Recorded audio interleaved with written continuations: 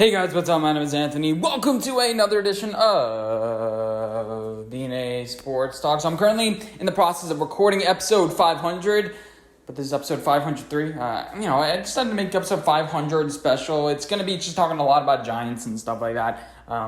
So let's get into the topics I'm going to discuss today. A couple of Giants things and then a Jaguars thing. So first of all, let's talk about Joe Judge, because a lot of people will compare Joe Judge to Bill Belichick. They're like, oh, he just wants to be Bill Belichick. No, he wants to be a good coach. And obviously, Bill Belichick is going to bring in guys that, somewhat are serious. You're not going to bring in goofballs and stuff like that. You're going to bring in good football minds that are serious about coaching the position.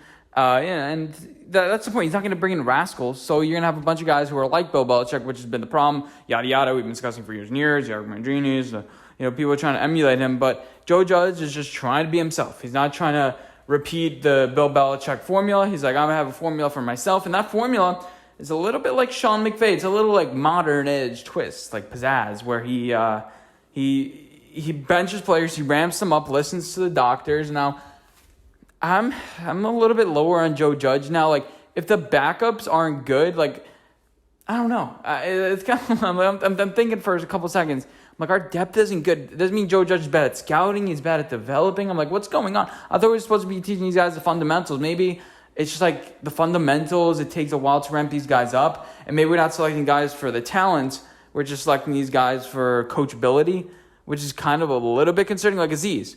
Was he really that talented per se? I mean, there's a reason why he fell a little bit. Or he was just coachable. He was a guy you wanted to bring in the locker room. Sometimes I feel like there's a little bit too much of those guys rather than the guy who just has a bunch of talents. But we have, on the wide receiver spot, brought in John Ross, who ran a 4.22. Brought in Kadarius Toney, who's, it's a blend of everything. It's a very unjudged-like pick, but apparently Kadarius is very serious about studying and that sort of thing, about studying the game. But yeah, I'm trying to think. Are we bringing in guys that are good coach? I mean, the basic, what Joe Judge said, the basic, you have to be a good person.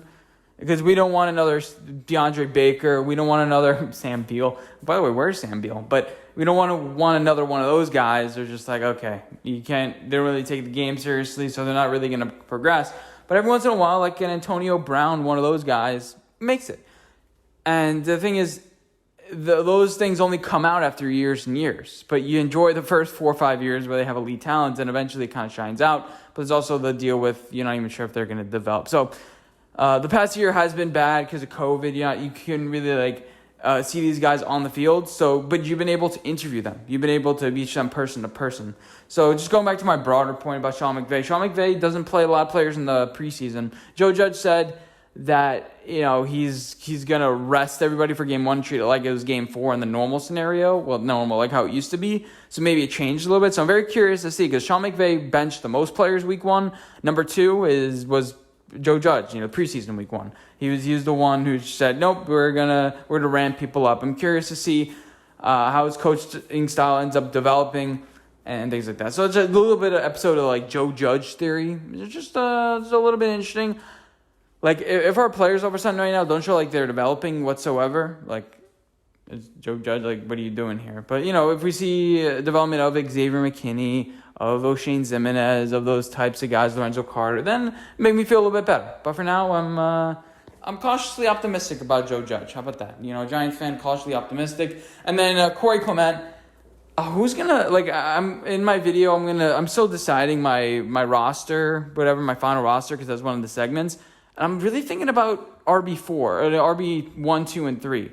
Like Sandro, can he actually make the roster? He's a lot like Saquon.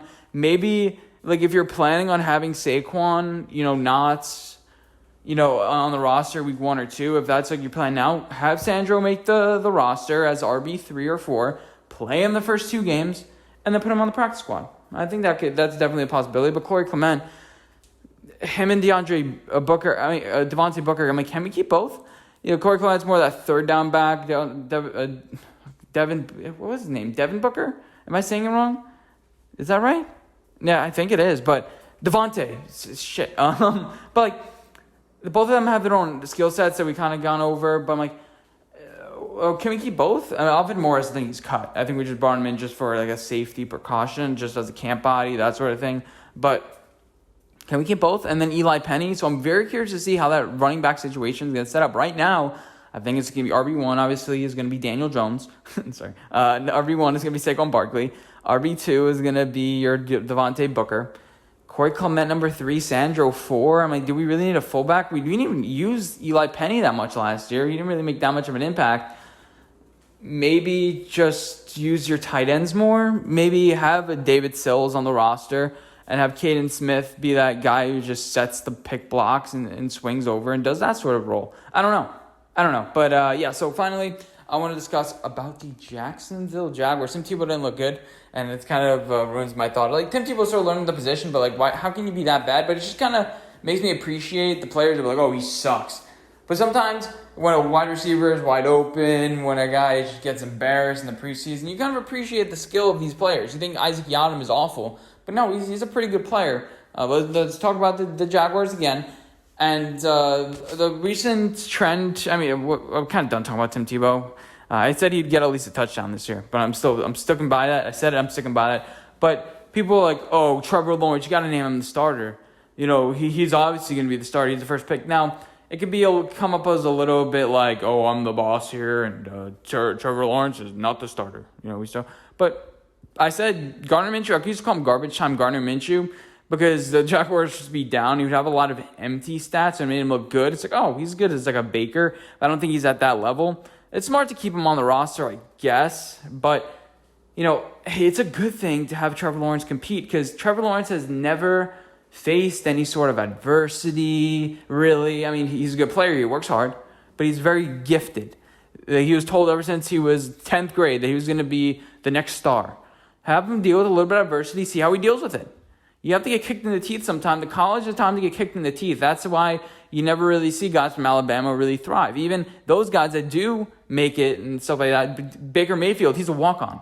You don't see the number one recruits, really, besides Matthew Stafford maybe, make it all the way. You don't really see that. You know, maybe Peyton Manning, those guys come, Andrew Luck, those guys come once every 10 years. You know, so it's really rare that you see a guy come up with no adversity and succeed. And, I think Urban Meyer is basically just doing it for that reason and, you know, to see how he deals with that sort of stuff, to create a little bit of culture. And plus, the older veterans on the team, let's say you're a 7-year veteran, you're like, you imagine Urban Meyer tell you, yeah, you have to fight for your position. Yours is not guaranteed. But yeah, the Trevor Lawrence, the number one guy we picked, yeah, he's just going to make the team no matter what. He doesn't really have to try. We're just going to coddle him. You know, everyone kind of knows the situation, but it's always good for the coach to set that tone, you know, a bit with a competition. Trevor Lawrence earning your respect. And Trevor Lawrence, I think up to this point, it seems like he's done a good job. Shaking everyone's hand, keeping everyone on up and up, his model citizen, yada, yada. Everything's great in Jacksonville. Trevor Lawrence is going to be the next whatever you want to say, insert great quarterback here. Peyton Manning, whatever you want to say. But, yeah, I'm not here projecting Trevor Lawrence is. I'm just saying that's smart, kind of smart for Urban Meyer to do this thing. Now, I think there are other flaws to this team, a.k.a. like the wide receivers, the offensive line. The running backs are great.